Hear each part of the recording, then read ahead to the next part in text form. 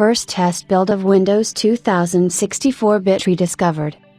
A 64-bit December Alpha C compiler was found by Virtually Fun's NeoZed earlier this year. The software archaeologist has been searching for various test builds of Microsoft Windows NT, including an x64/Alpha 64 port, deemed extra special due to it being the first 64-bit version of Windows 2000 Professional.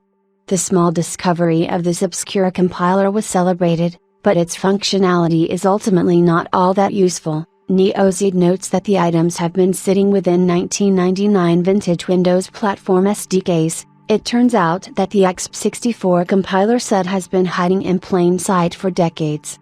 I know that it's so unlikely that we'd ever see any public release of a 64-bit version of Windows for the Alpha, but oddly enough the compiler, headers and libraries are all there. Yes. You can make full executes for x64/Alpha 64. Of course with no OS, so it's not like you can run them. He continues, sadly as of today, there is no way to test.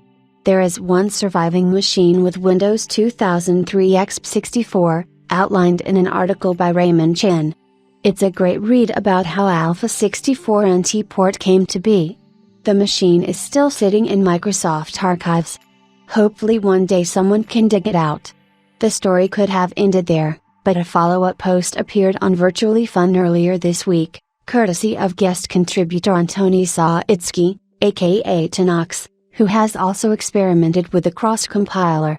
He provided a little bit more historical context before making an interesting announcement. The Win64 project for x64 and IA64 was codenamed Sundown.